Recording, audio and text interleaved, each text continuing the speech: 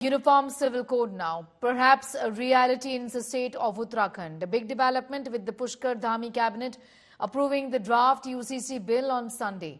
The bill is going to be tabled in the assembly on the 6th of February.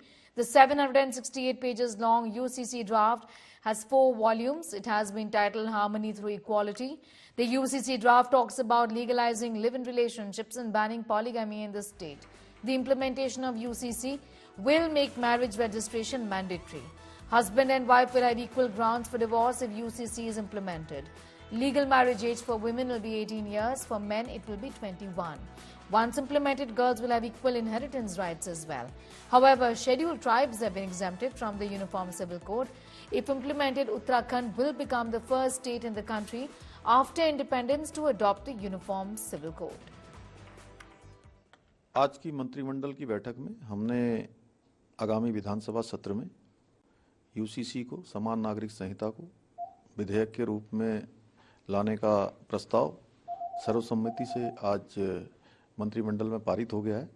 आगामी सत्र में हम इसको सत्र में रखेंगे और विधेयक बनाने की दिशा में आगे बढ़ेंगे। माननीय प्रधानमंत्री जी के नेतृत्व में और हमारे मुख्यमंत्री जी के नेतृत्व में उत्तराखंड राज्य छोटा राज्य और बड़ा काम करने जा रहा है और पूरा देश मुझे लगता है कि इस जो काम होने जा रहा है उत्तराखंड में उसका एक पूरे प्रदेश में एक नज़ीर बनेगी और मैं कह सकता हूं कि एक बड़ा काम होने जा रहा है। लॉ कमीशन ऑफ इंडिया इस संबंध में काम कर रहा है। जैसे अभी ने उत्तराखंड का विषय रखा, गोवा में पहले से यूसीसी का बहुत से प्रावधान लागू है और उत्तराखंड सरकार ने भी एक कमेटी बनाई थी। उस कमेटी की रिपोर्ट आने के बाद कैबिनेट ने, उत्तराखंड की कैबिनेट ने अप्रूव किया और अभी उन पे भी कुछ फैसला आने वाला है और जैसे ही लॉ कमीशन की रिपोर्ट आएगी, भारत सरकार उसके बाद आगे की कार्रवाई करेगी। तमाम जो भी धार्मिक लॉज हैं उनको इकट्ठा कैसे किया जा सकता है?